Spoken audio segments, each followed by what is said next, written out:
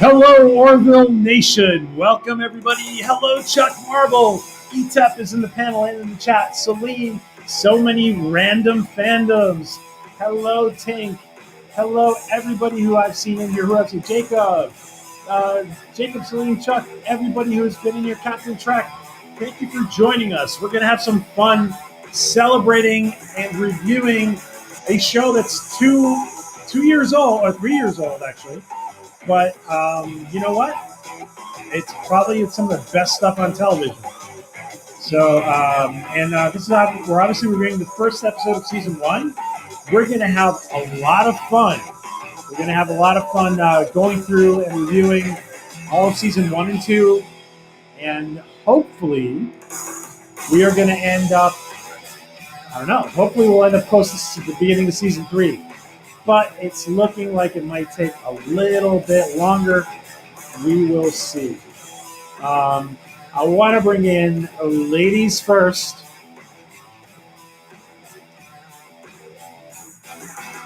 Ladies first, I want to bring in our Galactic and Planetary Union meteorologist, Katie Nicolau. Hello, Katie. Hey, how's it going? How are you, my friend? Good to see you. It's great to see you. It's not a Monday. What did you say? It's not a what? It's not a Monday. It's not a Monday. It's so not a strange. Monday. It's strange. And I actually know about the show we're talking about. Yes. By the way, I want to say something very. Katie is very special to me because she's been on this journey with me from like the beginning of my channel, and I want to really thank you for being here, Katie. Oh. It means a lot. And I was looking at your last Wednesday's stream today. Okay. I cannot believe that you are not monetized. And I want everybody in the chat who is not subbed to Katie, please do. If you can put in your channel again. Absolutely. Katie. Oh, thank you. I wouldn't be podcasting or streaming or any of this if it hadn't been for you. So it's all thanks to you for inviting me onto the shows. I'm sure you would have gone around to it eventually. Yeah, it wouldn't have been quite as fun.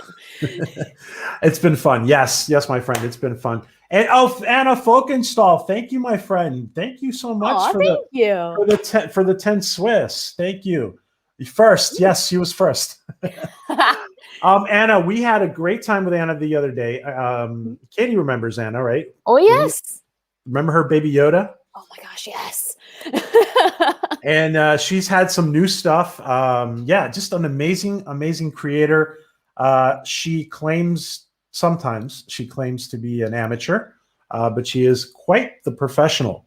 And Anna, you actually read my mind, Anna, because I was going to DM you after the show and ask you if you and your friend do those Orville uniforms for others.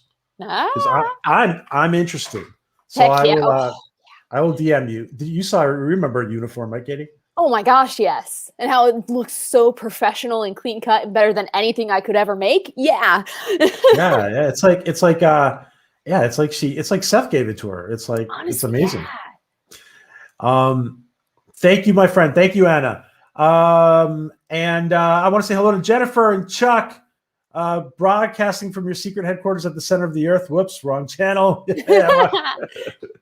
Yeah, Chuck, good to see you, my friend. And Chuck is supposed to join us someday whenever he tells me he's ready.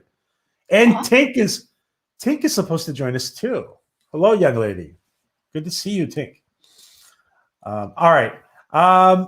We want to bring in one of our friends from the UK.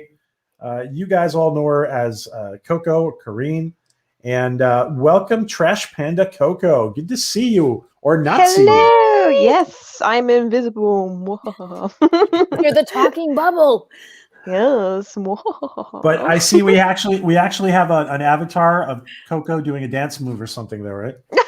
No, that's not a dance. I can't. It's not a dance move. It's not a No. okay. That's just me. I was like, I got these new Star Trek t-shirts. I was like, they're pretty cool, so I'm gonna do my own little photo shoot. That's what. Heck yes. So yeah, that was I managed to somehow get that by putting it on. Like, I've got like one of those. I suppose it's like a studio light kind of thing. You know, those round lights. Yeah. And it's got like a little bit where I can put the phone in. So I just set that up and I was like, okay, I'm just gonna, take a bunch of photos and hope one comes out I like. You took that. Yeah. That is quality. That's a nice picture. Oh, thank you. Now, Coco, do you want to tell us about your channel that you're gonna relaunch soon? Do you want to tell us anything? Can you tell us? I mean, and well, your podcast.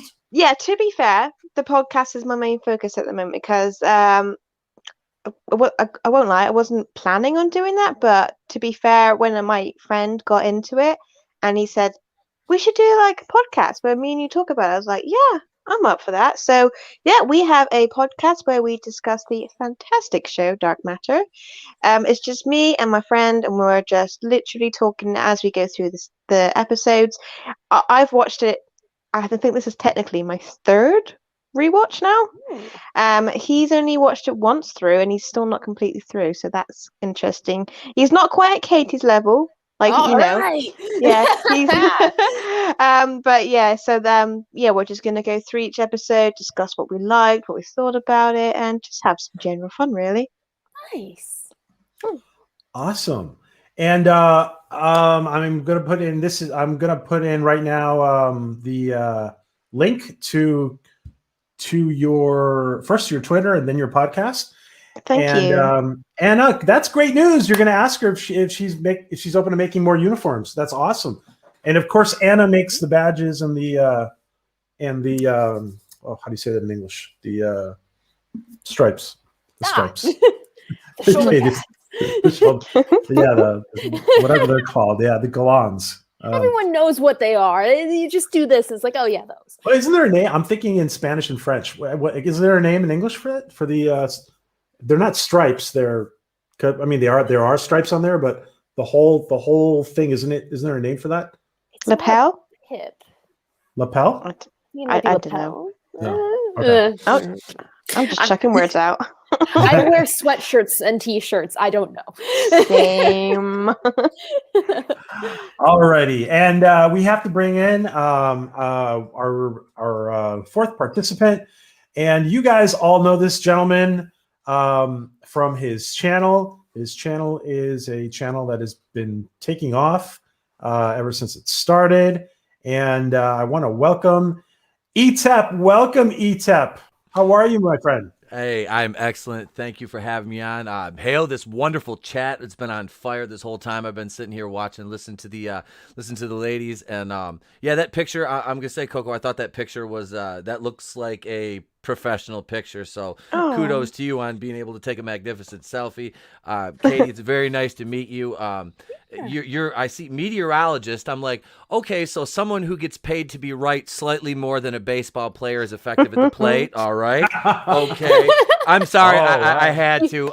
You get a pass today because we did have a few showers that popped up and they weren't in the forecast. You get a pass today. All right. No, I had to. And PJ, hail to you, sir. Thank you for having me on.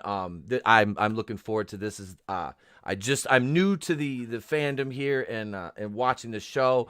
So I've really enjoyed what I've seen thus far, and I look forward to talking about it because while my wife is watching Sons of Anarchy, I'm watching the Orville, and I'm like, dude, she goes, no, I'm good. I'm like, okay, fine, let's watch this. So I'm enjoying it though. I get to sit there at night, and it's just me and nobody else, the dog maybe, and just sit there and take this in. And it's been fun. The episodes are enjoyable. They mix. It's a nice mix of some light drama with Seth MacFarlane's signature comedy. I've been a fan of that man since the 90s. So yeah, it's a great show. And like I said, I'm just looking forward to a great time tonight. Thank you for having me on. Yeah, and this will be good for your for you whenever because season 3 is coming around in a few months, so it'll be good for reviewing season 3. And thank you, Tink, and yes, thank you, Tink, and Anna. And Hail Time Prophet and Speaker, good to see you guys. Hey. And Jennifer, and Jacob, and Positive Candor, good to see you guys. All righty. Just a really quick. Just to summarize real quick, Seth goes to CBS, Viacom, and he wants to take over Trek. And they said, no, you're the funny guy. You're the guy who does all those, those funny cartoons. Like, we're not going to give you Star Trek. We're going to give it to somebody responsible, like Alex Kurtzman.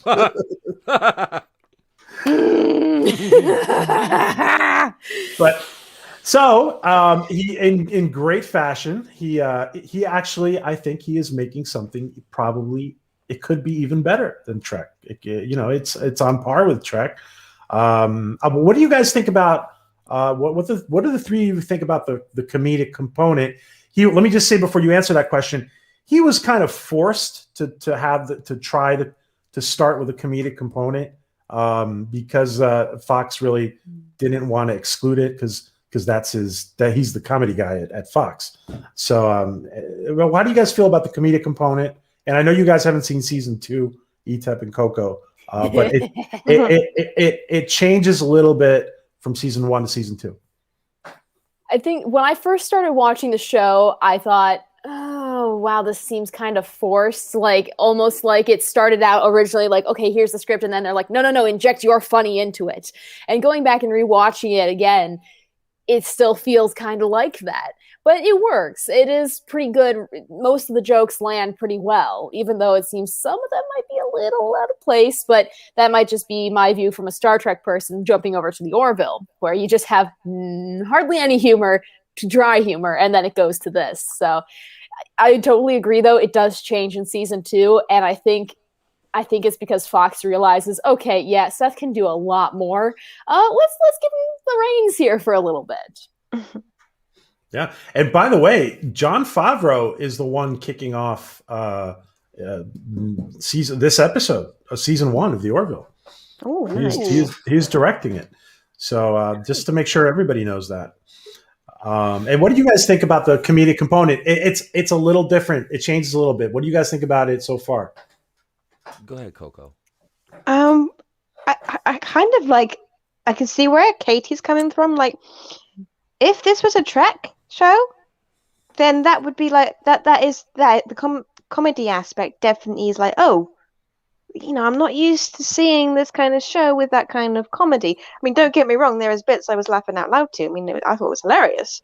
I like it, but I see what you mean. Like, if this definitely was, an official Trek show, it would feel a bit like, this is not quite what I'm used to, but I like it. All right, and go ahead, Ito. Okay, I just wanted to make sure she was finished. I would say I do. I enjoy the comedy aspect of it because at heart I'm a comedy fan. That being said, I've seen enough. I'm not a huge Trekkie. I grew up watching. I've seen the 80s movies. The Next Generation. The Next Generation was kind of my show as a kid. The Star Trek that I watched when I was young.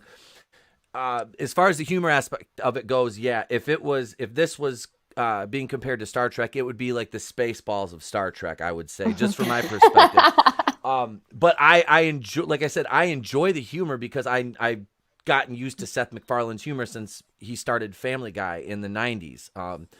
And I like it because, like I said, it's a nice mix and it breaks up the tension, but it's not forced like you would see in, say, like a Marvel movie where it's very formulaic. Like we have a tense situation, then quip, tense, quip, and it's not like that. It's a very cohesive blend in the writing, which really makes it more palatable if you are, say, looking for that more serious type sci-fi, comparatively speaking to the lighthearted aspect of the show.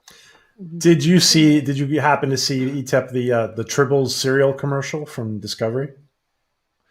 I didn't. Okay. I've seen 2 episodes of Star Trek Discovery, And I was almost mentally more scarred than I was after 30 episodes of Batwoman. So that's a lot. 30 episodes. So yeah, it's Discovery is like, at first I just thought Sonequa Martin Green was bad on The Walking Dead. I'm like, oh no, you sweet summer child, this is how you are. Like, oh, but no, Discovery is I like I said, just watching that, I'm like, how can they even consider this to be Star Trek? It's so just, and then I've seen a little bit of Picard, and I'm like, oh, Patrick, why? Have you seen Lower Decks? No, but I've seen like previews on Facebook. Katie likes Lower Decks. Is it supposed to look exactly like Rick and Morty? Is that? It's from one of the creators of Rick and Morty. Okay, yeah, okay, it's definitely in that vein. And I'm just going to admit now, just to get it out there, I love Picard. Sorry. No, that's fine. That's fine. I have no problem with disagreement on anything. No, none at all. Yeah. If you enjoy it, then enjoy it by all means. Yeah, I mean, I have to admit, I couldn't get into Discovery, but that's just because, I didn't hate it. I just couldn't get into it. It's force fed sort of thing for me. Let me just be clear. Like I went to every for season 1 of Discovery, even season 2. I would go in every week hoping this is the episode where they're gonna, find their way. But right the ship. Yeah. Mm-hmm. Also, Time Profits comment. Those are fighting words. That one too. I will defend Lower Decks. I will say this about Lower Decks. You can tell that Michael, what's his name? Mike, the gentleman from Rick and Morty. You can tell he loves Star Trek. And you can tell that from watching Lower Decks. He loves Star Trek. He's intelligent and doesn't rewrite canon. Now, this episode starts out, and I just want to say thank you to Seth MacFarlane for making a futuristic Hollywood production where New York is not demolished or under the water or under ice. Yeah. Yes. Thank you for not destroying New York and my home, Seth. Oh God! I gotta say that what was that more? What was that movie where New York is under ice, Katie? You probably love that movie. The morning. What is it called? The day after? No. The Day After Tomorrow. Day After Tomorrow. Yeah. Yep. Yeah. Day After Tomorrow. It was either that or NYC Tornado Terror or Ice NATO, but those two don't technically count because they're garbage. What is this Ice NATO you speak of? It sounds interesting. Tornadoes that freeze people instantaneously. Take my money. Just take it. It's garbage. Just take it. It's like Velocipaster. Just take my money. Yeah. And just to be clear, the year is 2418. If I'm not mistaken, there was only there was a very little time difference between Picard and wasn't it between Picard and Orville, right? 18-year difference in Picard and Orville, right? For the date. Like that. I don't really take notice of the dates. I'm so the star date. Well, the date. Yeah. We see here something very cool that we see. I love this guy. I love the transportation that their commute that Ed has. It's a personal little bubble. Yes. I want one of those. It's like one of the it's like the Jurassic World, like those little glass balls they roll around in. The gyrospheres, I think. Gyrospheres, yep. Yeah. Although clearly there's a blind spot on the right-hand side. No window. I was shocked the way they started the first season. I'll just say that. Yeah. I was like, oh wow. His wife is having it with a blue guy. I'm like, that was definitely interesting. Yeah. I was like, okay, that's how we're gonna start. We start out with a bang, literally. All right. That's probably the joke that he pitched. I'll see myself out. Now, imagine, with the blue spurting out, how many takes do you get, really? One take, maybe? Yeah. It's on the headboard already, so... We'll fix it in post. It'll be fine. I want to ask, since Katie has more experience with what's his name? Derulio. What's the blue stuff, Katie? See that? Do they explain it in the episode? Because I think it's just him being happy, I guess, is the safest way to put it. You don't think it's a concentrated? I was thinking maybe it's a concentrated dose of those pheromones that he is always. Could be the pheromones. Could be like an ink sac for when like an enemy approaches. Just we can't give a spoiler. My bad. I can't say pheromones. It means nothing. It's all spoiled now. What's the point of watching it? We don't make mistakes. We have happy accidents. Fernando. And calls him Fernando. It kind of works. He's just that elegant man who just saunters into someone's life. At some point in your past, Anna, you must have met a Latin lover type. Whose name was Fernando. Oh gosh! Imagine. I am Fernando. Ooh, that was a good voice. Lovely. That's Imagine my ring announcing days on my radio. Ooh, there you go. That is a low octave. Wow. Hey, go ahead, Coco. Sorry. I was just gonna say, and there's me going lovely in like a Yorkshire accent. Lovely. Lovely. Absolutely lovely. How would you introduce our show if you had to do it ringside style? Ooh. ETEP. The whole show. I would from the top of the broadcast. Are you talking about the Orville or the show we're on right now? Orville Nation. Orville Nation. Ooh. Ladies and gentlemen, coming to you from out of this world, we bring you the greatest show in any galaxy. Put your hands together, your seat backs and tray tables in their upright positions. Make sure your beverages are secured and locked. If not, your waitress will be by soon with another one. I give to you Orville Nation. Yeah. And if I do anything with an R, I can just like roll it out and be like, it's always fun to do that. Wow. I announced a lot. I announced a lot of Spanish wrestlers, so I got to do that a lot. They always appreciated it. They were like, how can you do that so well? When I'm like, look, trust me. I'm like, it's a learned skill. All right, it's a learned skill. Marketability. So cool. Marketability. Katie, we got to hire him for our intros. Oh my gosh, yes. Hype Do man. I can definitely. Like I said, I spent 7 years just being a ring announcer and hype man, and man, there is fun. And like I said, being a radio DJ, I can go into that. This is the Orville Nation right here. It's me, DJ SKN, introducing Orville Nation to you. I can still do that every now and then. I wish I could go like low with my voice. Like the lowest I can go is something like this, and I use it occasionally when I'm introducing the forecast to the radio. But that's just because I'm a noob. So most of the time, it's scratchy and horrendous.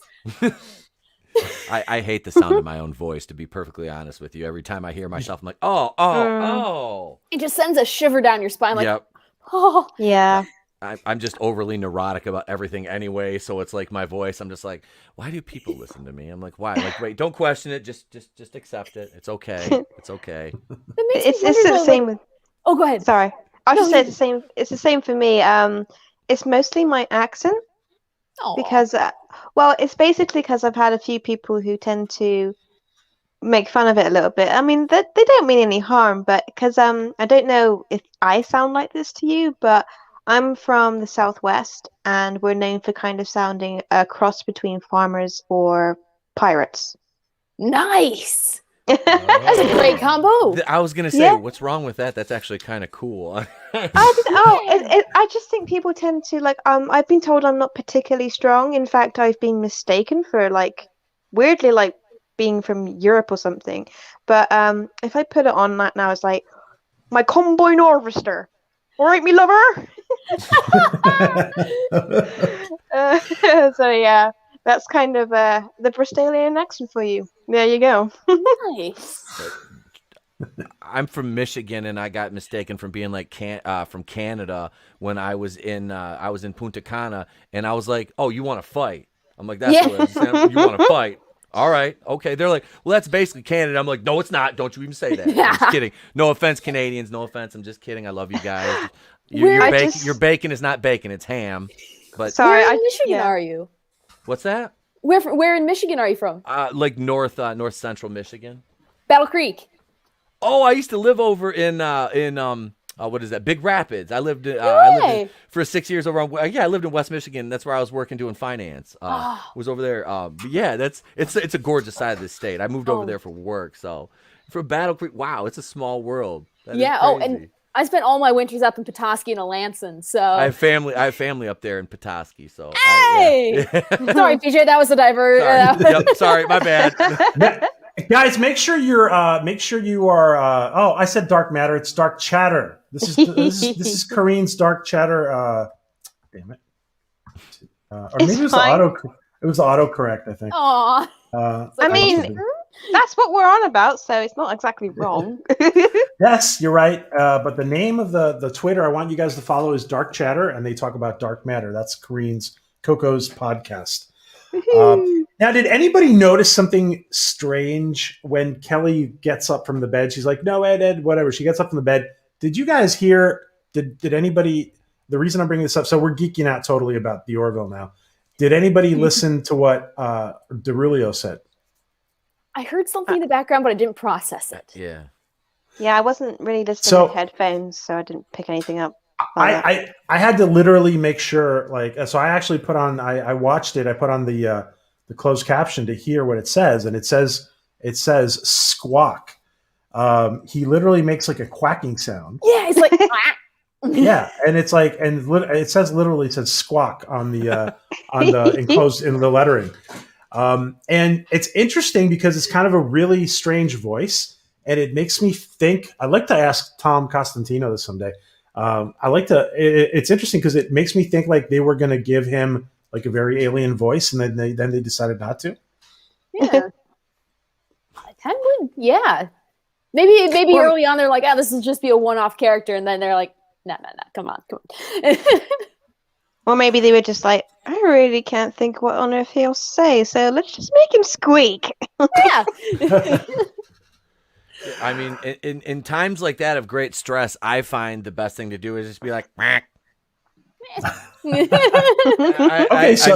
it can be subtle. I mean, or just kind of like a loud. It doesn't. Exactly. It's just casual Donald Duck.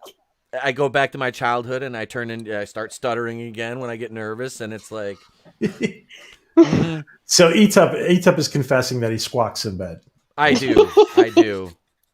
He quacks. I do. I wear the little sailors. I mean, never mind. That's neither here nor there nor anywhere. Oh gosh. Hello, Alicia. Good to see you, Alicia. Don't forget to put in your channel, Alicia. Guys, everybody who has a wrench, please go ahead and put it in. You guys know we all grow together, so go ahead and share your social media or your channels, and I encourage the panel to do so as well. Admiral Halsey, guys, he looks very familiar from television. He's a recurring role. He's obviously he's a friend of Kelly's dad.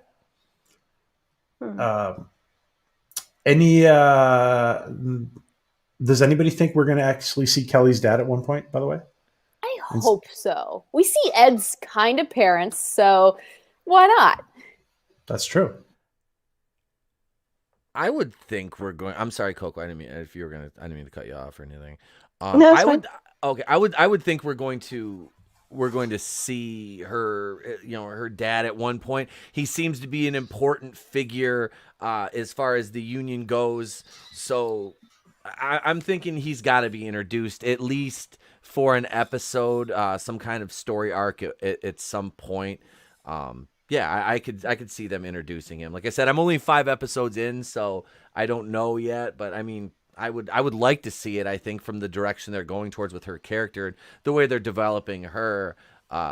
Yeah, I mean, I could kind of see that it'd work in terms of context of story and character development. Yeah. Well, I'm only one episode in, so I'm still at the processing stage of like, okay, this is what I'm watching. This is what it is. Yeah, because and if you feel like you need to binge ahead, go ahead, Coco. She was going to watch them one at a time, but whatever you feel you need to do. Painful struggle. The one It's at fine. once a week. I mean, I am happy to struggle. It's fine. And that's true, Chuck. Admiral Halsey was an important admiral in World War II. Yeah. You immediately get the sense from that, like they aren't just randomly naming characters. They have meaning, which is so appreciated in the sci-fi realm right now. Definitely, yeah. You guys know something really interesting is that Orville Wright, and because speaking about naming and why they named the show the Orville Wright has the same birthday as Gene Roddenberry. No way! Oh, wow. Yeah. Yep. Oh, cool. And actually, Gene Roddenberry, FDR, when Gene Roddenberry was growing up, FDR declared Gene Roddenberry's birthday National Aviation Day in the United States because it's Orville Wright's, and the ETEP's going, yeah. Nice. You teach history too, ETEP? No. I'm just not mad because it's such a cool fact. It really is. Yeah. I didn't know that. That's awesome. Man. Yeah, there's the little Easter eggs like that. It always just makes you go, wow. I feel like just Owen Wilson, just wow. Wow. Living gift. Wow. Very good. It makes me wonder, like, if Paramount wasn't so about everything Trek, would the show have been named The Roddenberry or something like that? Like if there was the option. But I don't know. Orville has a better roll off the tub. It does. It does. I think there's a slight chance in season 3 they might go back in time and meet Gene Roddenberry and try to save Star Trek. That would be phenomenal if they did that. Is it bad that I just want to see? It would probably have to be like what's her name? Alara. I love Halston Sage. She is on one of my other favorite shows, Prodigal Son. That I love that kind of stuff. But no, when I saw her, I was like, oh, that's Ainsley from Prodigal Son. I'm like, all right. And she plays like her character. I absolutely adore. Like he's like, you want to open this jar of pickles, and she's just ripping doors open, and she's so tiny. It's like I love it. It's great. She plays, and the character, like I said, a lot of times in our modern stories and mythologies, you'll see characters like that, and they get that Mary Sue-esque quality, and you never get that from her. She's relatable. She's fallible. And it's great, especially with with what happened in episode 5 with her, the little disagreement. I don't want to jump ahead too far, but like with her and Ed, that's all I'll say. Kind of stay spoiler free on everything, but it was just cool because it's like you see her and she's kind of like in a situation where it's like, what did I do? So it really, I love the way they're developing the characters thus far. But as far as like somebody taking out Mikey Burnham, I would like to see it be Kelly. After the little fracas Kelly got into, it would have to be Kelly. Just kind of put Mikey in her place, please. Just please. By the way, so Gordon's friend Justin, did anybody else think that this was Norm Macdonald as well? Because I originally thought this was Norm Macdonald, the guy who plays the outfit. I could it's not. See it. It's not. Yeah. I thought it was. It sounded like Norm Macdonald. I didn't even look at the credits or anything, but yeah. I'll tell you who it is. It's somebody else. I don't know why. I just kind of got a Jonah Hill vibe from him. Yeah, that too. Yeah.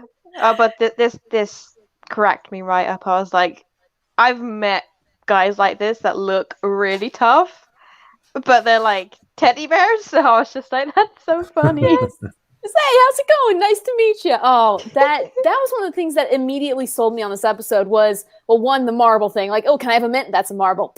Like, that was a nice, easygoing joke, real quick. And then this, I was like, all right, this is definitely something that's unique. You don't see this in other sci-fi where the characters you're fighting against that are just computer programs are like, hey, how's it going? Always nice to meet a friend. It's like, this is really what would happen if this happened in real life. So that immediately made the show that much more relatable. Yeah, you're right, Kelly, Katie. You're right, Katie. The comedy, for me, the comedy actually makes it more real because I mean, same. Yes, I agree. I have friends who are goofing around all the time. Totally. You're really, even in serious situations, people are rarely that serious. I mean, it has to get pretty dire before you're just like no comedy whatsoever. Mm-hmm. But on a whole, I mean, there's some people who use comedy as a coping mechanism. I mean, I'm kind of going off one here, but that's kind of why I love Stargate, because there's a lot of humor in that, and the characters aren't super serious, so they just seem to be more relatable because you're like, yeah, that seems more like how a person would actually react to a situation. Totally. Exactly. Yeah, Jack O'Neill is totally relatable. Yes, totally. Patrick Cox is the actor who plays the ogre. This guy, he looks this gentleman, so friendly. Yeah. Like, I had a professor in school, and he was a linebacker for University of Oklahoma, and he looked like a lumberjack. He had the beard and everything. He was the sweetest guy. And it's just like, I don't know why, but the general trend that I've noticed is like, yeah, guys who look like that, total sweethearts. And by the way, Katie, I get a kick out of the marble / mint scene. It puts a smile on my face every time. Yeah. It's so quick. You blink and you miss it. I think for me, it's just like, yeah, that's totally something I think I would do. Just like, I want this. Oh, no, okay. I have done that. Aren't these video games, ETEP, aren't these video games in the future great? Yeah, that I was like, oh, that's a game? That is amazing. And Scott Grimes is so funny. Oh my gosh. Dude he's like Steve on American Dad too. He's so versatile, but yeah, this is like, I saw him in this and I'm like, I'm listening to him talk. I'm like, and I looked at the credits and I pulled his IMDb. I'm like, oh, okay. You know, I'm like, wow, yeah. But yeah, this whole sequence with him was just, like you said, Justin the Ogre. He was so funny. I'm like, this guy is like, yeah, he's just like this big, just polite, you know, and also just cuts his head off. I'm like, it is. I'm like, I want this kind of game. Like, I would be, you know, it would be so advanced, and I would be like, okay, can I have 64, like, a Nintendo 64 graphics so I feel at home, please? Accidentally, you turn the safety mode off and you cut yourself on a pixel. Yep. Can I turn this into GoldenEye, please? Yes. Little 007. And then when you cut yourself, you like bleed pixel blood. Yeah. It looks like Minecraft. Oh my gosh, yes. There would be so many people playing Minecraft. Like, I would. Chuck, you're right. There is the humor, the way the humor evolves, it just fits better as season one moves into the end of season one and into season two. It's more organic. It's more natural than. I know what you mean. You're right. They realize Seth's dream that, okay, he doesn't want to make Family Guy in space. He wants to make his own show. Yeah. And so they finally are like, all right, dude, we trust you. You've brought in the ratings. You are ranked way higher than Discovery. Go for it. Oh my God. Seth has made them so much money. I don't know how they can even say no to him. Well, honestly. Here's the really interesting thing. I remember because it was a very close, like, timing-wise with Orville and Discovery. And I looked at the Rotten Tomato rating because I hate it. It's a terrible system. But I looked at it because of the audience score versus the critics score. Mm. The critics score was 29%. The audience score was 98%. So it was incredible to see how initially critics were like, oh, this is just Family Guy in space. But the fans who watch the show are like, no, watch the show before you talk about it, because it's actually really good and it outranks Star Trek in every way. Well, modern Trek. Yeah. That whole Rotten Tomatoes thing of the first season, it was it's like it makes you just not trust Rotten Tomatoes. Exactly. The critics actually ranked it that. See, I'm like I said, I'm new to this, so the critics actually ranked it that low. I'm going to show you. Oh yeah. I'm going to show you, and it's been slightly modified since then. Okay. Katie was absolutely right. It was even worse. Has it gone up? It's gone up a little bit, but it's hey. Yeah, but it's gone up like 2 points. I rarely listen to Rotten Tomatoes, but then again, I've got my viewpoint is, look, I'll see it and I'll make my own mind up. Mm-hmm. Exactly. That's why I don't trust anything else. Like the Falcon and the Winter Soldier, 89% bullcrap. No, that show's bad. It's terrible. That show's bad. Like garbage. You is it bad? I haven't watched it. Terrible. You know, really? I like it. That's fine, and that's absolutely fine. That's absolutely fine. I'm not going to knock anybody for their opinion on it. Not at all. If you there's aspects that I like, but overall, I'm like I said, it's just like, what are you doing? What? Why? I definitely preferred WandaVision. I thought that was really good. WandaVision was great up until the very end. Yeah, it was good. I'm like, the first 2 episodes they could have combined them, but I don't know.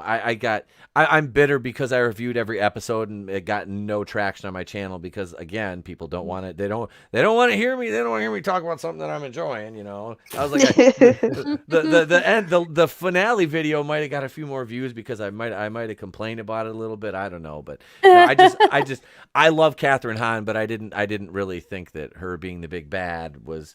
I don't know. That's another story though. But yeah, Falcon Winter Soldier. Yeah, it's kind of meh to me. All right, that's good to know. Yes, watch Chuck. Orville instead. Yes, definitely. Yes, Chuck. Absolutely. And the season 1, the critics score is up to 30% right now. But yeah, that's a big difference between the critics score and the audience score. And look at the number of critics versus the number of users who have reviewed it. That's true too. That's a good point. It clearly shows that the critics are viewing this as, I'm not even going to bother watching it because I know exactly what it's going to be. You get to season 2 and it turns it on its head. You know, there are critics out there who've watched or like half-ass watched it or not even fully watch it, and they just review it. Yep, you just watch episode 1 of season 1, and that's the review for the entire season. And I do think sometimes critics kind of make their mind up really early on that it doesn't matter what they see for the rest of it, either if it's a TV show or a movie. It's just like, well, my mind's made up. That's it. Like, never going to watch it again. I'm just like, whoa. Like, I mean, even I will never take a series or a movie and make a definite decision on my first watch because I just don't think you get enough from that first watch. Exactly. Like, I'm just like, if after watching a movie 2-3 times you still you don't like it, it's because you don't like it. That's fair enough. But like, give it a go, mate. I mean, you do not. You do not pick up everything on the first time ever. That's why I'm still watching Falcon and the Winter Soldiers, because I'm praying that it actually turns out. And if it's a good show, you won't catch everything the first time around. Well, I'm finding that out with Dark Matter.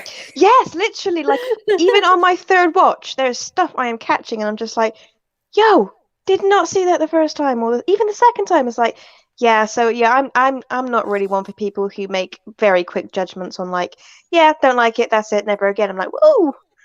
I mean, if you did that with food, you won't get anywhere. Yeah, exactly. ETEP, sorry, I cut you off. You were saying something. No, I was just gonna say, the fact that the critics gave season 1 a 30%, I just looked it up because I wanted to be sure. They gave season 1 of Batwoman, the critics, an 84%. Okay? An 84. The audience score's 15. All right. Yikes. Yeah. Oh. And I can vouch that 15 is generous. Ooh. That is generous. And I tagged their CW writers room in every one of my tweets now. about the show because it's bad. But no, so to say that these critics gave the season 1 a 30% is, I mean, that just shows you where their agenda and what narratives they want. But this show, like, to say that it's not inclusive or it's not diverse organically is a fallacy, and you're lying to yourself, because it is. Look at the ship's doctor. Who's the doctor? Who's one of the most important women on the whole ship? She's a black woman. Bortus, his species is like non-gender specific. They're just one gender. They have a child together. It's never a big deal. It's just, that's how it is. And that's that's what I really enjoyed about this in the episodes that I've watched, is it is so just, it's just a show.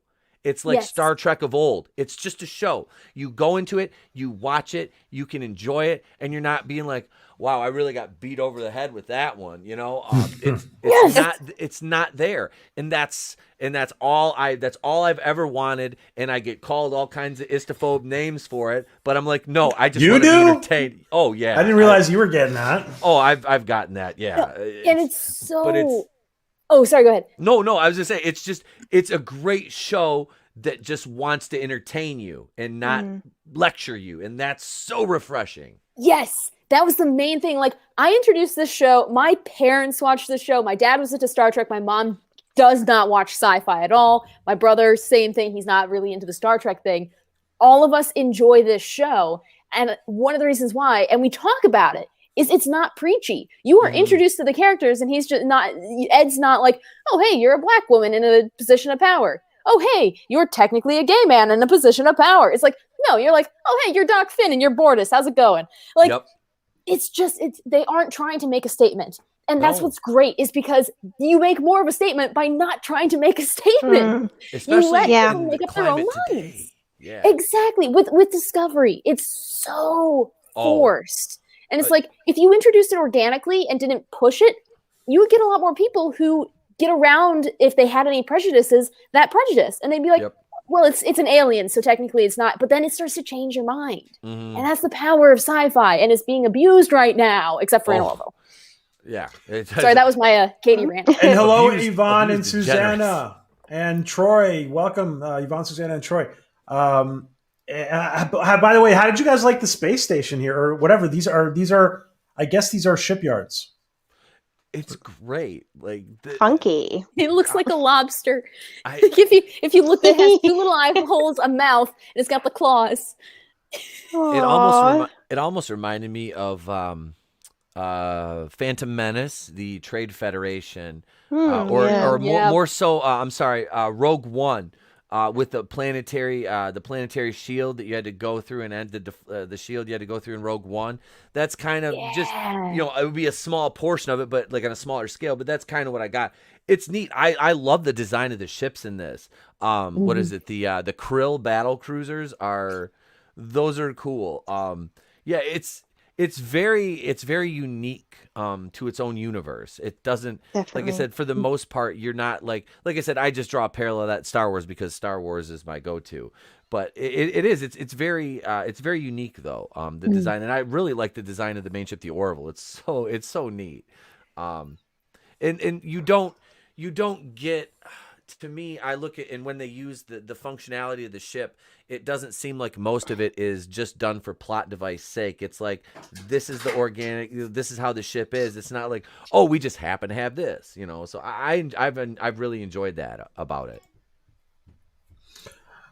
Coco, I see what you sent. If it doesn't work, you need to step out. Go ahead, okay? And hi, Adega. High five. Okay. Yeah, Adega's she's gone. Oh, okay. Adega's spying on us. Good. Hello, my friend. Hello, Lord Thoth. Hello, Nerd Cookies. Good to see you all. Hey. Thanks for joining us. And there she is. Okay. Sorry about that. I saw your message, by the way. If you need to step out because it doesn't work, go ahead. Do it. Yeah, I mean, I've got about 11% battery left, and the way my phone works, I can't charge it at the same time doing this. So you've probably got me for about 10 minutes more, hopefully. All right. We'll make the most of it. Yes. Hey, I want to if you guys can take a minute, Katie and ETEP, to put in your channels real quick in the chat. Yeah. I want everybody to make sure they're subbed, because there's people who are not subbed to ETEP here. I know that. And there, that's my pitch. Here's my random channel. We like to get weird. Katie, when are you changing? Real quick. When are you changing, or when are you evolving the name? Like you said, you were. No, it's going to be changed hopefully by this weekend. I just haven't had time to change the logo and add an R between the M and the F. So once I get the logo and everything sorted out, it'll all be set. And hopefully we're switching over Saturday. Okay. So it's pretty much the same. So many random fandoms. It just takes me away from the anime channel because it's a weird channel. Not my kind of weird. Okay. Yeah. How funny was it to have ETEP? How funny was it to have Ed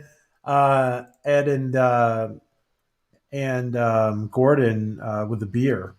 Oh my gosh. That was one of them where I was funny. Like, this is drawn out a little bit, but it's still funny. It was great because like it just reminded me of being like with like some of my coworkers after work, and we just go out and sit there and just it was just a relaxed, like kind of chill moment. Like I said, I didn't mind it. He's like, hey, you drinking a beer? It's 10 in the morning. Well, hey, look, sometimes you just have to drink a beer at 10 in the morning. All right. Yeah. It's 2021. First day in the job. I'm nervous. It's my first day in the job. I won't be doing that before I go to teach tomorrow. I just got a message from the principal. Hey, can you come in and teach tomorrow? Yes.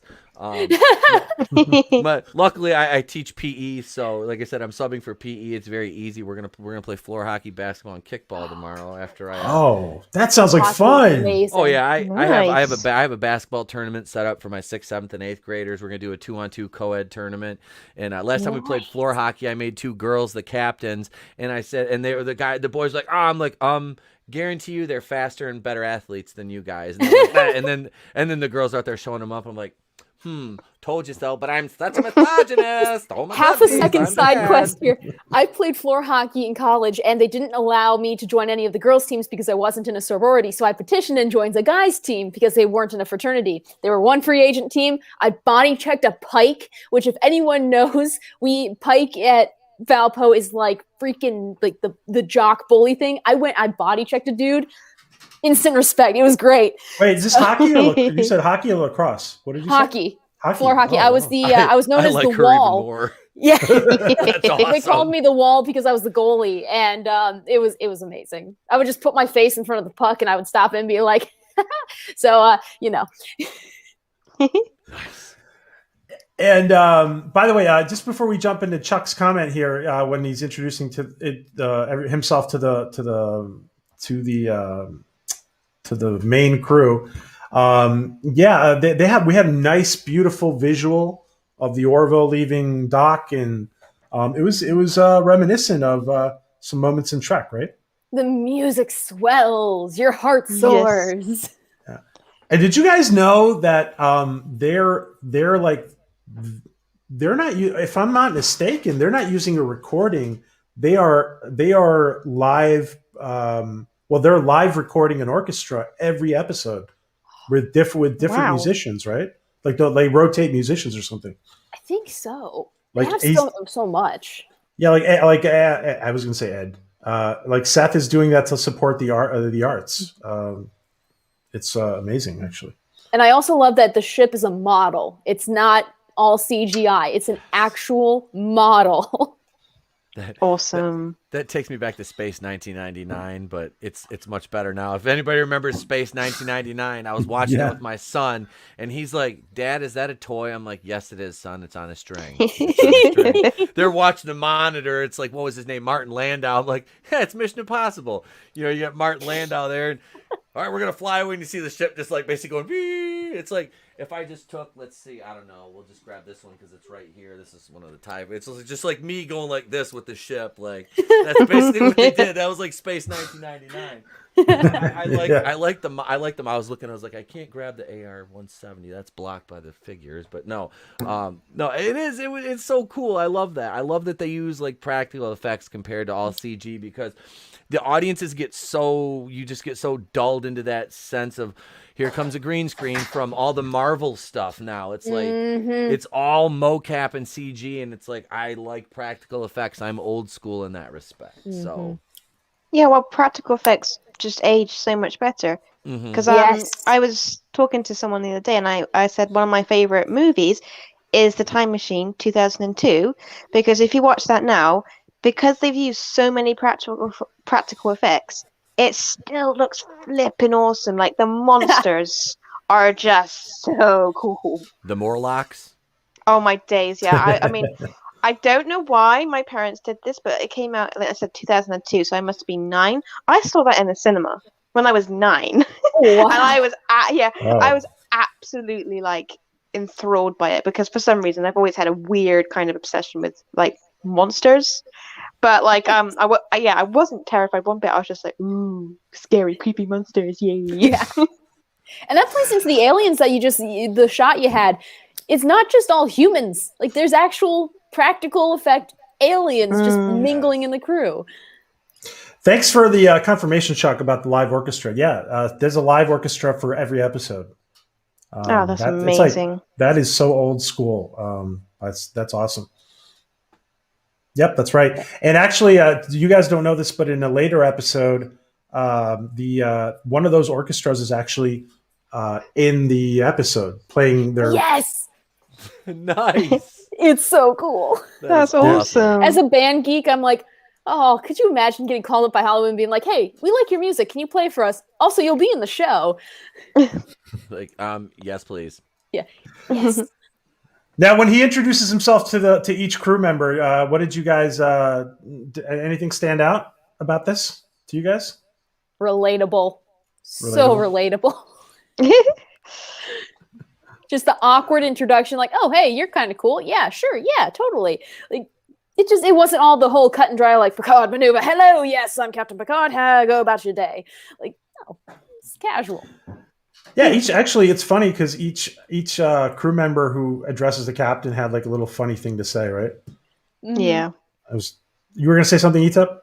No, I was just gonna say, yeah, that was like I remember my first day in the car business when I was getting to meet like all my new coworkers. That's basically how it's like so awkward, like your first, because for what I do and everything I've done in my career, I'm fairly introverted at times, like in like social situations, until I get comfortable or a few drinks in me, and then I'm like, okay, but that's. They say comedy always comes from a dark place, and I started doing stand up when I was 10. So it's really? Yeah, I did stand up for the first time at 10, and I was doing like Arsenio Hall, Robert Wool, type material back then. And those were my heroes, like George Carlin, like growing up comedy wise.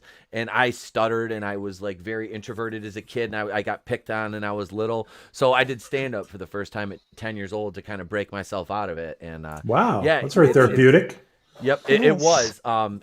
That's kind of what led me to doing impressions. And I used to do stand up before wrestling shows. My favorite was, I just do a really good Cleveland Brown, so I just kind of stick to that one now. It looks really weird coming out of me, but I can do it pretty spot on if you want me to. Fantastic. I used to really like doing the Peter Griffin more, but I found over the years that Glenn Quagmire is actually kind of fun to do. And so is Joe Swanson, but Cleveland is where the money is for me. That is quality, man. That's awesome. ETEP. Wow. I do a good Stallone. I do a good Stallone. Hey, come on over here. The place to be reviewed. Yeah, I got punched in the head and a Mickey and a robot and a cat on Adrian. There. Mrs. Stallone, you want to say anything about them trying to cancel you? Are you pissed about it? Hey, they can't cancel me. You know, I started a franchise and the kid Paulo's son's gonna say you're not gonna be in the sequel. I'm like, hey, yo, what are you talking about? I'm not gonna be in the sequel. I beat you back for the belt, huh? You trying to knock me out, huh? because nobody's left over here. What about me? What about Rocky? Huh? This is about me. Quality. Brilliant. Awesome. Wow. What a treat. I'm sorry, I didn't mean to derail things. No. That's hilarious. Orville production staff, if anybody's listening, you have another person to do voices. I'm available for voice acting too, as I've done a couple little side projects for people. So yeah, like I said, that's how I started in radio, was voicing commercials. Like an owner of a radio station came in to record an audio spot. My boss met me through professional wrestling. He's like, this guy's got a great voice. He's a ring announcer. He goes, use him for the commercial. So I was like, hey, I said to the owner of the radio network, I'm like, why don't you hire me? And she goes, do you have any experience? I'm like, no, but I'm funny and I'm good on a microphone. She's like, I like your moxie. Okay. And she said moxie. I'm like, wow. I'm like, that's old school. Okay. You sound like my mom. All right. But yeah. So they hired me. I'm like, but that's how I got into radio. And it's fun. Nice. Wow. Yeah. Wow. And Troy says something that's very true. It's one thing to do a good impression, but to change between them it takes real talent. That's true. Yeah. Thank you, sir. Thank you. I will humbly accept that. Thank you. Now, did anybody notice that Halston Sage, Alara did not have eyebrows in the first episode? I didn't notice that. I No, I had to point it out. She has no. She has no. They fixed it. Well, Maybe she had an accident, and they just. I mean, it's not that unusual. I mean, I'm pretty sure Whoopi Goldberg has no eyebrows. It's now that I think about it, it's kind of just like Adam Savage and Mythbusters is like, am I missing an eyebrow? Like, it could have just been like a little explosion or a candle or something. Maybe. We need to clear this up. And just one more image before we move on, because I thought a lot of these external images were really good. They were really well done. And congrats to the whole visual effects team from the Orville, Brooke and Brendan and Eric, who was with us not too long ago. Congratulations. Eric was not a part of season 1, but these were great. I like these little claw things. I don't know if it was just me, but I kind of got a Galaxy Quest vibe at this point where it was going by. Yeah, it's when it was going by the window, I think, and you could see it passing by. I was like, yeah, that reminds me of Galaxy Quest. Honestly, this feels like kind of like a Galaxy Quest show as far as the relaxed humor goes. Yeah, it's like what do you do if you mash Star Trek and Galaxy Quest together? You get this. Ta-da! Maybe, yeah, you're right. I also think that right here we have an image of something. Listen, right here we have an image of something from Trek getting fixed, in my opinion. Okay. And let me put it up and see if you guys agree with me or not. Just because all right, wait, here it is. Okay. It's always hard finding images during a show. I'm finding that out on my Avatar stream. I'm like, so it's not just me. It's not just me, Katie. No, you can go back and watch, and every time I'll just be like, oh gosh, I wish I was better at transitions. Okay, now, in my opinion, there needs to be access to the bridge that's not just an elevator, and the turbo lift. Yes. In case of an emergency. And the Orville fixes that from Trek. Because in Trek, there's some kind of, maybe there's a Jeffries tube that will lead you to the bridge, but there needs to be a way you can walk to the bridge. Casual access. Yes. Yep. No, that's one of the things that I like about Seth being a Star Trek fan is you get things where he might have watching it growing up just been like, nah, they should have done it like this because then it makes sense, and then does it. This is so great. What do you any thoughts on that? Some people thought it was weird to see the stairs there at the beginning, but it actually makes sense. What do you guys think? COCO and ETEP. Well, I mean, I think you can see through history that there's never not going to be a need for stairs. It's not exactly something that gets outdated. It's I think you're always going to need them at some point. Even like in Egypt, the pyramids, it's like, yeah, hello, kind of need stairs. Yeah. So yeah, I mean, like I have no issue with this. I mean, like I said, I don't think stairs is a very time specific kind of thing. It's just a human necessity almost. I thought it added a cool aesthetic to it. It's kind of like a bridge between, like an old, kind of like a cruise ship, like the Titanic-esque, that kind of design, and in a spacecraft, and it's got that post-modernistic feel to it, I guess. Maybe I'm digging too deep into it, but I mean, it's like I said, it's just a very cool aesthetic to see, and I like staircases. I do. I like staircases. So it was neat. And it reminds me of my wife's grandparents used to have one like that. They had this 3-story glass house on a bay, and that's kind of like the staircase they had in it. It wound upwards. Nice. Kate, I know you're Grand Traverse Bay. They had a house overlooking Grand Traverse Bay. Nice. So in Elk Rapids, it was like just winding staircase and it's 3-story glass. So I love those kind of staircases. It's very cool. Oh yeah. Really, Troy and Deeds, did they actually have a poll, or is that a joke? And for the I would laugh so hard if the Enterprise just had a fireman's pole. That would fit too. It's believable. It would. I mean, it's interesting. What if I love Jay Lee being on the bridge. By the way, did you guys know Jay Lee started his own YouTube channel not too long ago? Really? And I will put it up just to make sure everybody is subbed to it. It's a lot of fun. Jay Lee's channel is fun. It's called he has a show called In My Trailer, and he's literally in his trailer while he's filming. Oh, that's cool. Nice. On his off time. I'm afraid I'm gonna have to go because my phone is almost dead. Okay. But yeah, next time I'm probably be on for longer because hopefully I'll get my laptop sorted. Hey! Thank you for joining us, Kareen. Thank you so much for having me. Nice This was meeting fun. Yeah, you too. Yeah. Bye-bye. Let me make some more headway in the episode. And I just realized we're like maybe 20 minutes in. I know, right? Yeah. There's just so much. So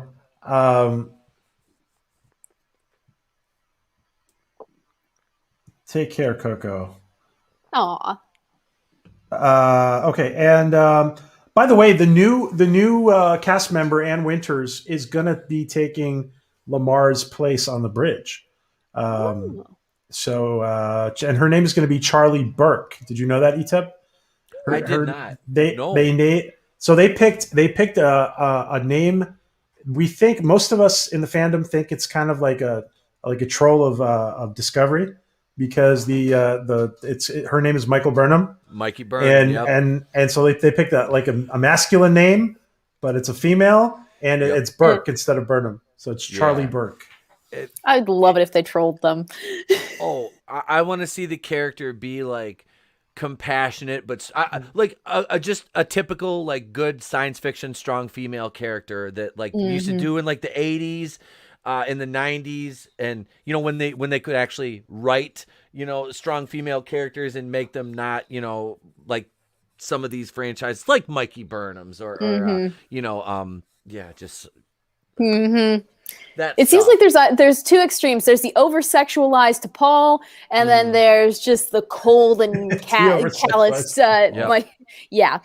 Burnham. Oh gosh, just find a middle ground. Yeah, just there's a middle ground. You can have that balance of strength and femininity and beauty and power all in the same time. It's like I look at for that real quick, the Amazons and the Snyder Cut. Everybody said he was sexist for their costumes. I'm like, he showcased women that work 365 days a year to build their physiques to utter perfection. In that scene he had with Brooke and East smashing out the thing, I'm like, that right there is like empowerment. I'm like that, he showcased that. He's like, look, this is, and he made, you can make characters, they can be strong yet fallible. It's just, it can be done. You just have to have a little bit of skill in your writing. And that's what, and actually like I said, talk to people. yes, this show has done it right so far with like Alara and Kelly. Those are two very strong female roles, but they never come across as overpowering at all. Exactly. And it's like I said, Alara, Halston Sage's character, she joked about it, about how, Ed likes the way she is. And it's like, well, yeah, why wouldn't he? He's that's what I like about his character.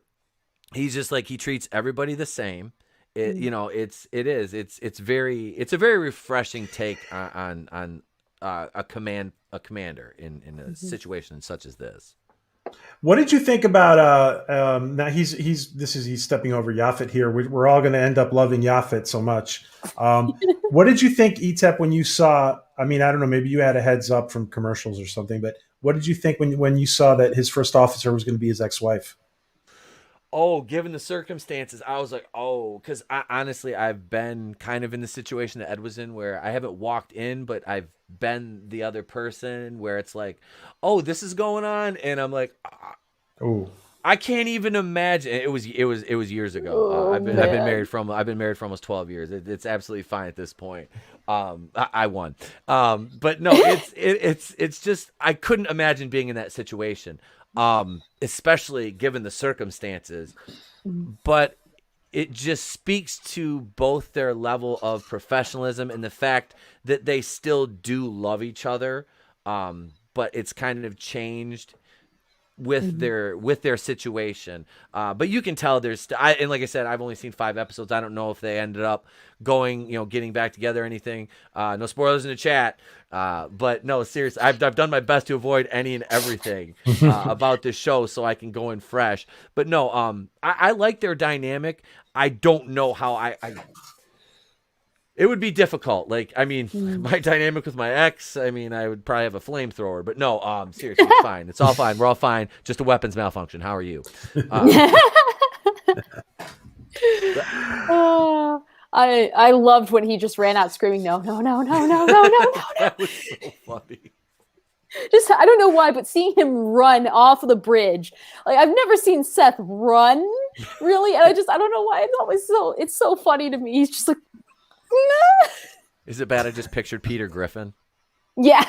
No. Or that would be more like Cleveland. No. Peter, remind me not to take my bath during your shenanigans hour. Oh, that's gonna be good. We gotta have a talk about your voices, young man. Oh my gosh. Have you seen that guy, the real life Peter Griffin? Yes. Yeah, he used to go to. I actually think he passed away, didn't he? What? No. We talked to him all the time. Okay. Because I saw one of the guys that did like him, that looked like him that went to cons had passed away or something. I was like, no way. Oh gosh. When? I don't know. I don't know. I could be mistaken, but I swear I saw some about. I don't know. I'm gonna look that up. I could be mistaken. I've been. No, wrong I don't think it's his name is Robert Francisci. I think he's okay. Okay, it's not him. Not him. Not this guy had a different name. No, it wasn't another one. This guy's a pretty young guy, actually. No, okay. I think this guy was older. No, but dude, the Peter Griffin impressions. It's like I love it. It's like I said, but over time, it's just been like my Cleveland one has just been. Everybody wants to hear me do Cleveland now. It's like, okay, so I'll just do like I can't remember whose stream I was on. They're like, no, just turn your camera off and put the Cleveland avatar back up and just talk like Cleveland. I'm like, okay, so I did that for literally like an hour. Nothing. I had to answer in character. So, but no, it's I like I said, the first impression I ever did was a Howie Mandel impression. It was Bobby. Really? If anybody remembers Bobby's World, it's kind of tough for me to do this. I heard about it. I don't remember what it's like. But Katie's too young. Bobby Generick from Bobby's World. It was a cartoon back in the 80s and 90s. But yeah, it almost sounds like Meatwad. Wow. It almost sounds like Meatwad. Meatwad. From was it Aqua Teen Hunger Force? But yeah. See, the best impression I can do is Blue from Blue's Clues. It's that's it. We just figured out Blue's Clues. Sorry. Now, I do want to bring up something here. We see now you don't know this yet, ETEP, but we're going to see a lot of Seinfeld actors in the Orville. And I think that the reason, this is my personal theory, Katie, I think the reason we're seeing a lot of Seinfeld actors is because I think Seth's NBC Peacock deal has been in the works for a while, and I think we're going to because he played Abu on Seinfeld. Babu this Bet. actor. Babu Bet. Jetty, help me, Jetty. I'll help you, Babu. That's my favorite. That's my favorite show of all time. Yes, Babu. Yes. Babu Bet. And very bad man. Very bad man. Very, very bad man. That's awesome, man. I love this actor. I love the actor though too. He's not just his role in Seinfeld, but he's a great actor. And him and Patrick Warburton and Jason Alexander Ted Danson, from NBC is on the. So basically, I think we're going to see more Seinfeld in season 3. More Seinfeld actors. So amazing. I hope we just see more of these great actors. I feel like right now in television, they're trying to get the next generation of actors and all these unknown people, which is great. It's great, but you can't just completely cut and run. You got to continue some of the classic people because there's a reason they've been there for so long. They're good most of the time. So it's good to see that, we have new actors and we have older ones as well. Yeah, absolutely. And talk about being progressive. Good Trek has always been progressive without being a pain in the ass in your face. And that's a great and so Seth, Seth is progressive by he's what is that? Who is that? Is that an experiment? No, that's the chief biologist, the guy, this little alien here. So it makes you it makes you think about diversity in its own way, even though it's just an alien. But oh, never seen Seinfeld. Never seen Seinfeld. I've literally, this is going to sound terrible, but I've seen the entire show, all 9 seasons, sans the finale, which I've only watched twice because I refuse to watch it anymore. I know, right? I've seen the show almost 20 times, in wow. completion. Wow. I was in a Seinfeld group on Facebook with what's his name, Larry Thomas, the soup Nazi, was in the group. Actually, wow. he would randomly post. I've seen 5 episodes, Nerd Cookies. But he would randomly post stuff in there, or comment. It was kind of fun. His name is Larry Thomas, right? The soup Nazi guy. He would not give us a shout out. He was being he wasn't being mean or anything, but he would not give us a shout out because I was a big fan of his. Because he was afraid that giving a shout out to a YouTube channel might violate some kind of union, actors union thing. But I told him dude, everybody, all the actors are doing it. I don't think it's a big deal, but no, that's funny. So Jason Alexander actually becomes the bartender in season 2. It's great. I hope he plays Bawdy George. Bawdy George. Coffee shop George. All these Georges will disappear. A George divided against himself cannot stand. Wait, ETEP. So you're gonna understand my craziness here. I've been saying for 2 years that because Ted Danson is an admiral, and you remember in Seinfeld how you remember how George kept saying, "I want the Ted Danson salary. I want the Ted Danson I don't plane. get the plane like Ted Danson. We're walking, Jerry." Yep. Oh yeah. Oh yeah. So I totally been predicting for 2 years that there's going to be a scene with Ted Danson at the bar on the Orville and with George. It needs to. Oh, it's decades in the making. It needs to happen. Oh my. Oh, that needs to happen. Wait, what did Jacob say? He's never seen Seinfeld or Friends. Well, you're not missing anything with Friends, but Seinfeld, you're definitely missing out. I'm very anti-Friends. I don't care if you like Friends; it doesn't matter. I never saw the appeal of it. But yeah, I want to see Ted Danson and Jason Alexander have that moment at the bar, and George, and he just goes like George, Seth, just let him go George, he just has to deliver a line in that. The bartender cadence. goes, yeah, and his name is Alex, and Alex would go, "No, I want the Admiral's shuttle." Yes, yeah, I want the high class.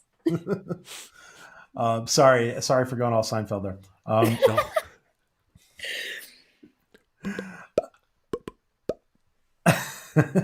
That's awesome. You do this on your own channel, ETEP? Because I've never seen this side of you. No, I don't get to that much. I get stuck complaining about stuff.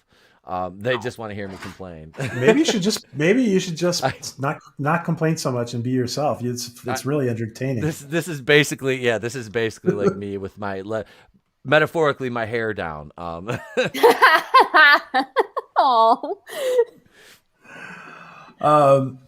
And we see here the anti-banana ray. By the way, Yitza did a great. We no longer need to fear the banana thumbnail for us. It's so good. Did you like that, Katie? I loved it. I looked at it. I was like, who? Oh, okay. Now this makes sense. It's like, who thought this up? Who could draw that? He came up with it on his own. I'm like, it's an anti-banana ray, but then he made like the banana come alive. Like we should fear it. Oh my gosh. Hello, Cavitano. Hello, Captain Jellicoe, Lord Thoth. I can't. Okay, I can't. All right, look. I can see Jennifer Aniston. Okay, she's a beautiful woman. She's a beautiful woman. I have that was a funny moment. Where's the image for that? Ed when Ed's like, he wants drugs for his injury. Yeah, that was funny.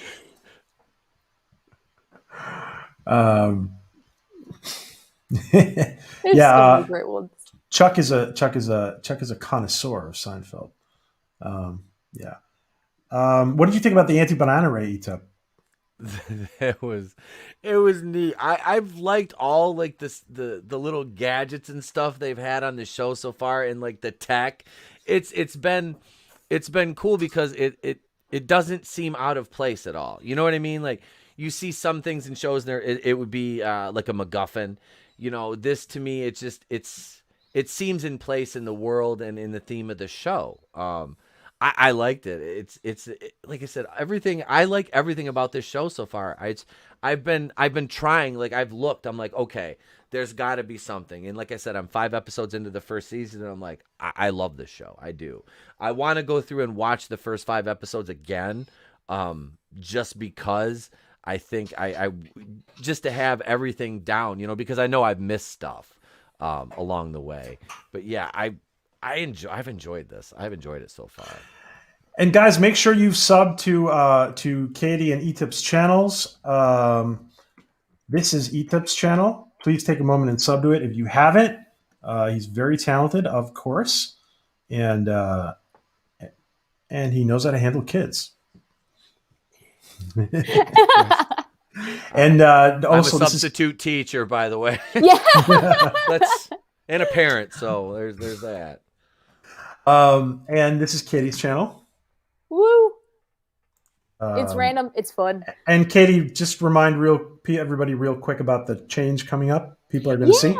So hopefully this weekend we're going to switch it over. So instead of being so many fandoms, we're going to become so many random fandoms.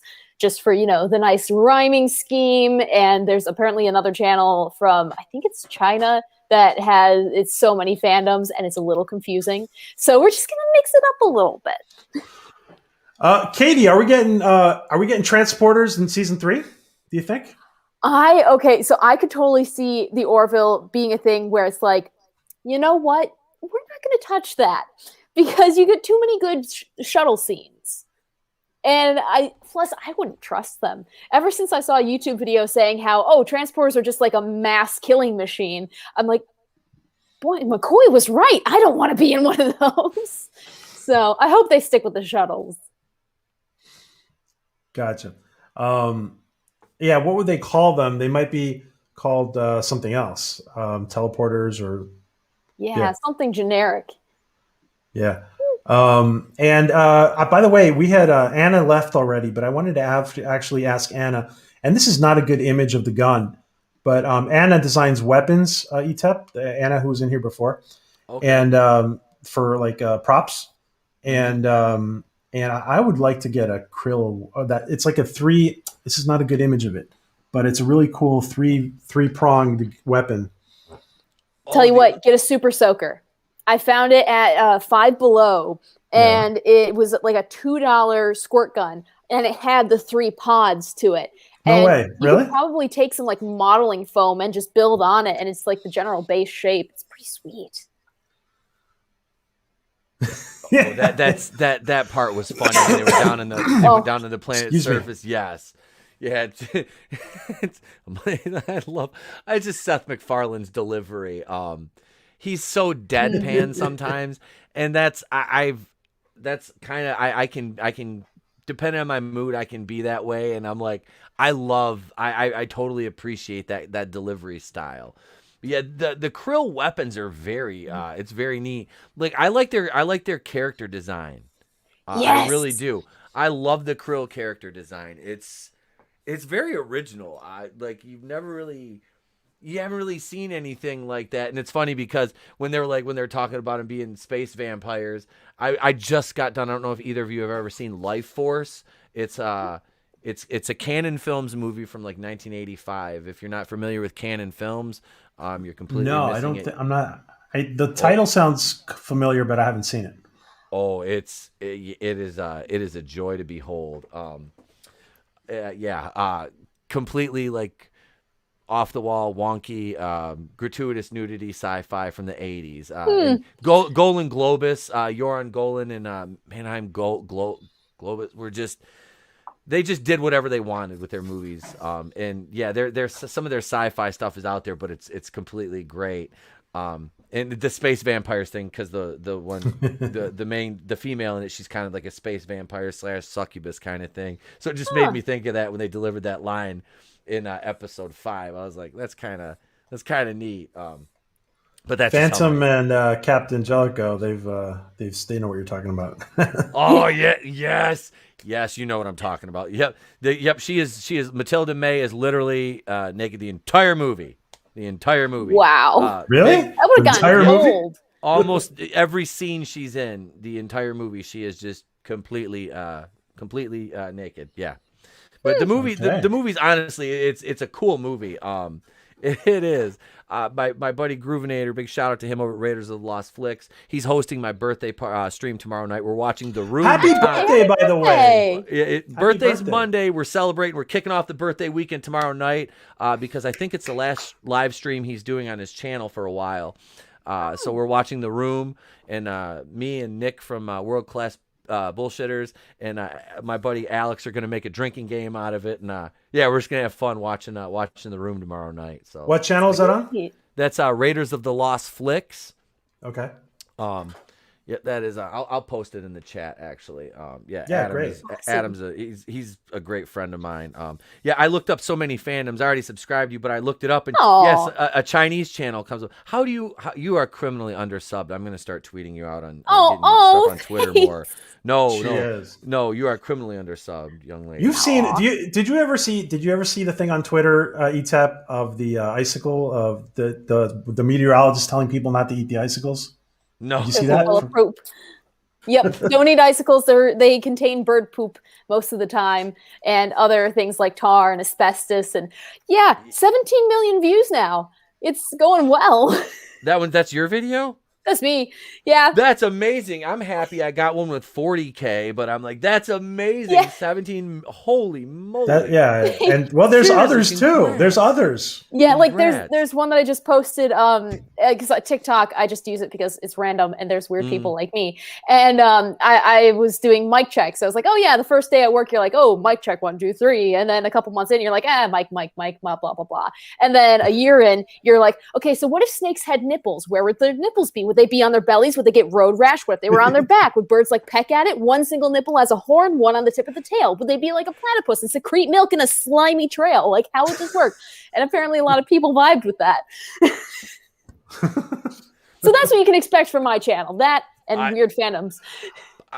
Yes, I like it. I like it a lot. Let me just do Katie a little bit more justice because you must have seen. I have to do it, Katie. I have to show him. I I have to show. I have to show this. I'm sorry. You sit. Do it. I'm making you sit through it. Oh, You have to. You must have seen something like this. Wait.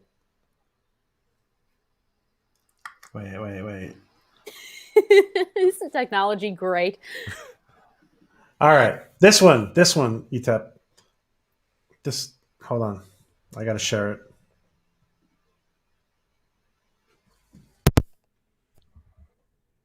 Riker, I've selected a few locations where you could take your shore leave. I've provided you a forecast if you are headed off ship.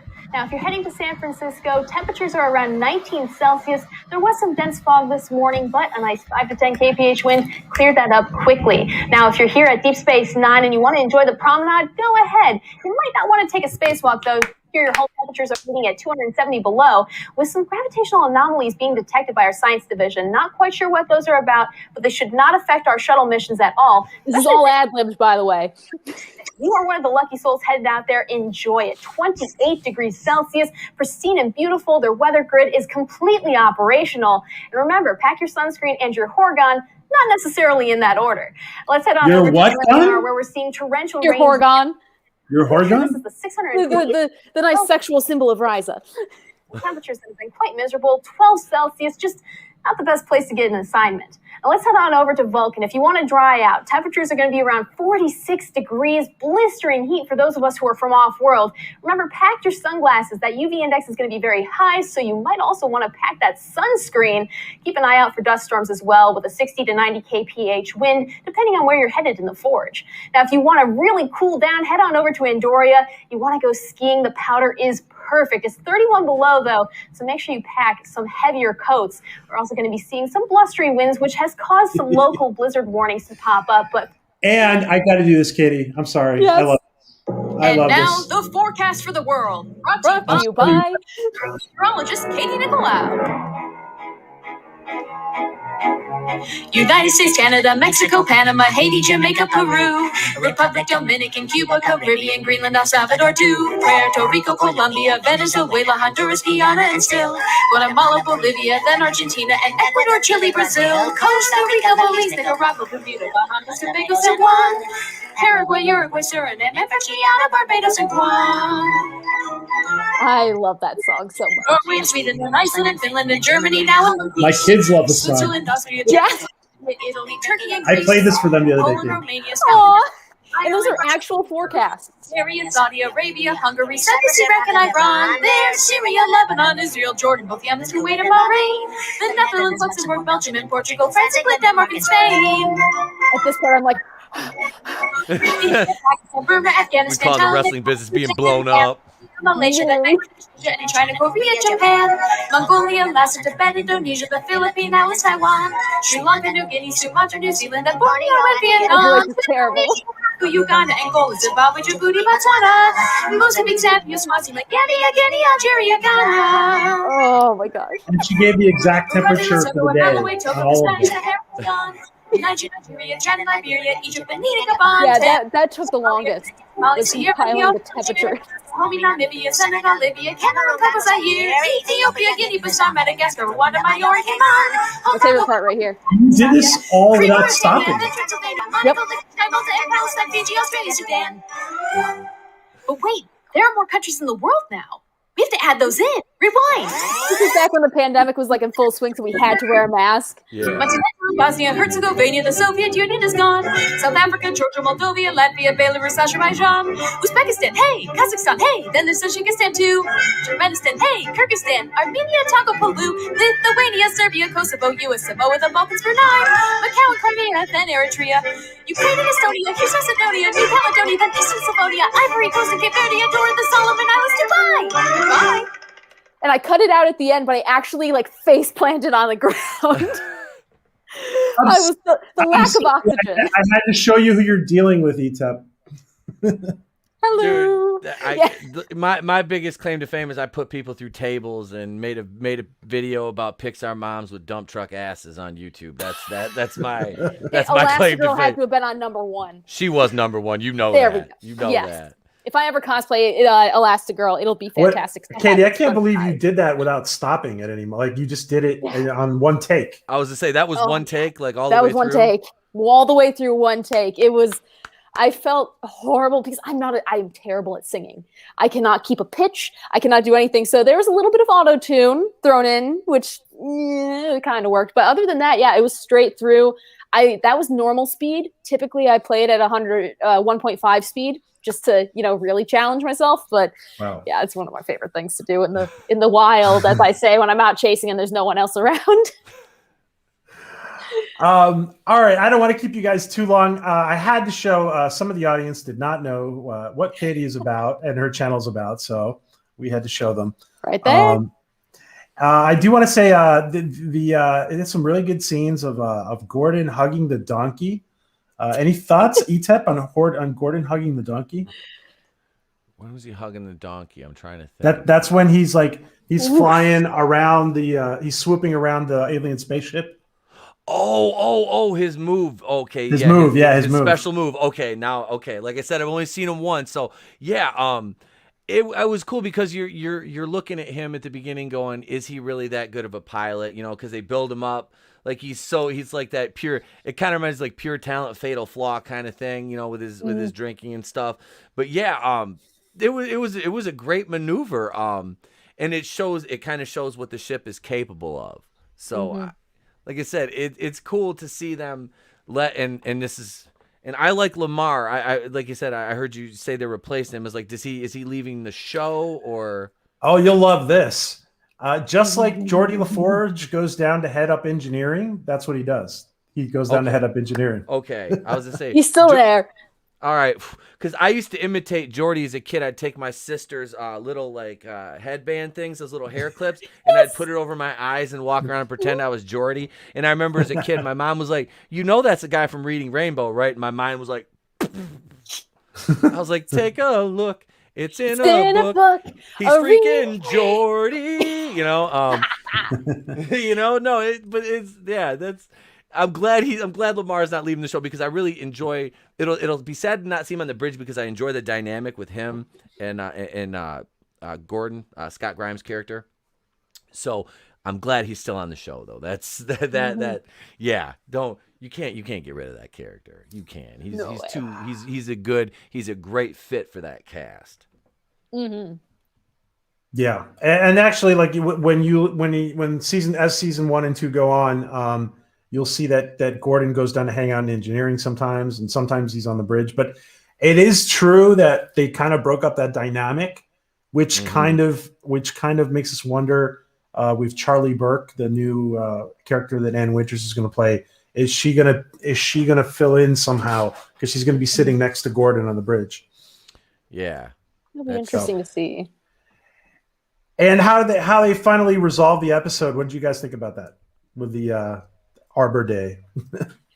It was so classic Trek. Just like the random, pull it out of your butt. Here's the answer to all of our solutions. I loved it. It was done in a very classic way. And he's like, it was very reminiscent of like Wrath of Khan when he's give me the codes, and he gives them the code, and boof, and the tree, Happy Arbor Day. Yeah. You were going to say something, ETEP. Sorry. No, I thought it was really cool to see Groot get a guest appearance. I know. That's funny. That's funny. No, it was cool. It was very creative to see how they took out because the Krill battle cruisers are absolutely massive compared to the Orville, the Union ships. So it's got to come down to a battle of wits and tactics, and that's such an off the wall tactic, and it worked. It's like it's cool. I like I said, it's serious, but it's done with that nice touch of humor and Seth MacFarlane's signature panache, I would say. And this cast, like I said, everything flows. The writing, everything works together very well. In each episode, it does. It's got a very good feel to it, and I appreciate that. Just you wait, Susanna. So hopefully someday. Oh my gosh, have Seth on. That would be absolutely insane. Like Tom Holland when he's talking about Robert Downey Jr. He's like, oh my god, it's Robert Downey Jr. It's like that would be me with Seth MacFarlane. Like, oh, you're a god. You went from an extra in engineering on Enterprise to this. Like, oh, that'd be so cool. And the last image I'm putting up, guys, is kind of how they resolved, how the episode is resolved between Ed and Kelly, and Ed and Kelly, she's going to stay. That scene was great. It is another one of those things where it's like, they should have done that in Trek. Yeah, someone's going to be out there on the hull of the ship. You aren't going to have the privacy that necessarily you would have in Star Trek. Yeah. Oh, I just remembered something. I can't say it, but there's a funny episode about speaking about privacy. There's a future the drive-by. Oh my gosh. There's a future episode where privacy is an issue too. Yeah, with regarding to the windows. It's incredible. But anyway, so final thoughts, guys. ETEP, final thoughts for you were seeing it for the first time. I like I said, this is a show that I am completely invested in now. I absolutely love it. Like I said, it's nice seeing something with fresh eyes and not having to roll my eyes at all. I've gotten a lot of laughs out of it. The first 5 episodes, like I said, everything about the show thus far has like fired on all cylinders for me. As far as like it's hitting, like it's got serious notes, it's got action, and the humor's there, and it just all works because it's like somebody with an appreciation for the genre is behind this show, and they take the extra care and go the extra mile and the extra steps to make sure that the audience is going to appreciate it and see. It's kind of like I said, it's a love letter to Star Trek, real Star Trek, So I like I said, nothing but good things to say about it thus far. Yep. Awesome. And you, Katie, final thoughts on today's episode? It's always great to go back to a pilot, and unless you're Star Trek, then it's not so great. But still, it's great to go back and see a pilot that's good. Like this still holds up. You've been through 2 seasons of Orville, and you can go back and watch it without cringing horribly. It works really well, and it's a good introduction to a show that only gets better from there. Because right now, it's kind of like a baby giraffe learning to walk. Every element is there. You just got to get it coordinated and leveled out and make sure everything works in combination. So I think they're finding their footing, and they find it fast. And Orville actor Philip Gaming. Hello, Philip. You're going to join us for your episode. I'm going to talk to you if you want to join us for your episode. So Philip, thanks for saying hi. Katie, would you agree that when you go back and watch this first episode, now that because I think something happened when a lot of people watched the first couple of the episodes of the Orville. People really didn't know what they were going to get, so they were being very analytical. And I think that now when we go back and watch it, you appreciate it in a different way because you're more comfortable with the show. Like we were all worried whether we were going to like it or not. Yeah, you have the PTSD from Discovery. You're like, oh, is this going to be okay? Yeah. Well, I had PTSD. You were more open to Discovery when it came out. Yeah, the more I go back and watch it, the more I'm realizing how I am definitely not as optimistic. But we'll see. Gotcha. Still hold hope, but it's like, oh yeah, no, Orville, you don't go back and rewatch with a sense of dread. That's for sure.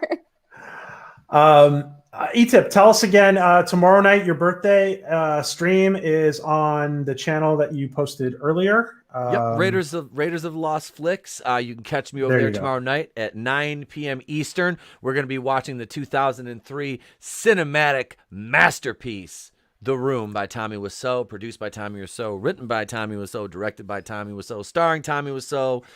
We'll be watching that. And like I said, I'll probably be a little bit inebriated tomorrow night because I'm kicking off my birthday weekend with that. I'll have another daily video coming out tomorrow. I released one right before the show tonight on the channel. It's let's see, what was the title of that? I believe the title, let me go back here. The title is, I'm stalling. Exclusionary is the new inclusivity. And that's my daily short. And that's in regards to an article from Bounding Into Comics. You can check that out. I do daily shorts. This week's been tough with me going into school and teaching, but I usually do daily shorts 5 days a week over the past couple weeks. You get a Batwoman review from me on Monday. Monday night, we have Monday Night Going in Raw. That's the flagship broadcast on the channel. That's 8:30 Eastern. This Monday is my birthday. Is actually my birthday, the 19th. I will have myself, my co-host Tony Tonedeaf, the assistant to the regional manager Red Gaze, author of Sunsworn, available on Indiegogo, and also our guest for the evening will be Nick Glenn from Echo Base Network, Jeff Hicks, Nick Utam, and Kendo Slice from World Class Bullshitters will be joining us for the night as well. So we have a big night, and also I owe you guys a Prodigal Son review for episode 11 of season 2. You certainly do. I do. I have to get that out. It's a show that I really love. Surprisingly enough, it's by Berlanti Productions, and it's actually good. Tom Payne, Halston Sage, Lou Diamond Phillips. You've got a wonderful cast. Aurora Perrineau. So it's a great cast. And Michael Sheen. Yes. The guy's great. So, I love that man. Yeah. So that's I have that, and I'm doing it. I love the 80s series right now. I'm working on it. I'm on episode 3 of a very obscure 1986 cartoon that ran for 13 episodes called Galaxy High School, one of my personal favorites. I have episodes 1 and 2 out right now. I do those very tongue-in-cheek. I don't review those like a normal TV show. I have fun with them. So that's all and so much more coming up on the channel if you're so inclined to subscribe. Awesome. I appreciate being on. Thank you, PJ. Katie, it's been very nice meeting you. Great meeting you as well. And like I said, it's been a pleasure to actually talk about something that I really enjoy and kind of let my hair down a little bit. So yeah, it's been fun. Will you review? Does this mean you will review season 3 of the Orville on your channel? I probably will, honestly. This is I have a little bit of a science fiction audience. I know I have people that love sci-fi, and this is good sci-fi, so I will absolutely review this. I feel as if this is something that my viewers would enjoy hearing me, because I don't have to complain, and it's amazing. Yes. It's amazing. So yeah, optimism. Yes, it's I forget what that's like sometimes covering pop culture. The often murky waters, as I call them. But thank you for having me on, PJ. I appreciate it. Yeah, thank you for for being with us. That was a pleasure to have you, ETEP. And Katie, so many fandoms. Tell people again about the change coming up and your Wednesday broadcast. Definitely, yeah. So we're switching over, hopefully this weekend. It just depends on when I have time to change the graphic, to So Many Random Fandoms. It's a small change, but it adds a little bit of spice. And it'll make it easier to find the channel. And then every Wednesday, myself and my friend Brandy from college, she is the Spock to my Kirk. We are random, and she keeps me from going. That's true. Totally going off the rails. Literally, we went hiking in Vegas, and she kept me from falling off of a cliff. So she's great. And we talk about the show Avatar: The Last Airbender, which is a nice, optimistic show that is totally awesome, badass, and actually has incredible storylines. So we're hopefully going to be expanding. I'm trying to find someone who hasn't seen My Hero Academia and potentially do a stream with them about their first viewing, because I just got into that show 2 weeks ago. I've already binged all 4 seasons, and I now own over $100 in merchandise. So we really want to do a show about that. So one of these days we'll get something. And of course, the fandom forecast. I know I've been talking about it for months, but we're finally making progress with it. So expect a Doctor Who fandom forecast here before the end of the month. Wow, awesome! That is amazing. I'm looking forward to that, Katie. And guys, really quick. Sunday night, most likely Latchcombe will be Sunday night. Monday we have Dark Matter Monday, and Katie's with us for Dark Matter Monday with Joe Malazzi and whoever Joe is going to surprise us with, if there's a guest or not. And of course, Nina and Adega. And Tuesday we have something very, very special. We have a monumental stream with big Star Wars news. And the author of Splinter of a Mind's Eye, Alan Dean Foster, the co-author of Star Wars with George Lucas, will be with us on Tuesday. So make sure you're with us on Tuesday, and come with your Star Wars questions for Alan. He will be discussing. Alan will also be talking about his. Give us an update on how his situation with Disney Lucasfilm has or has not been resolved. So.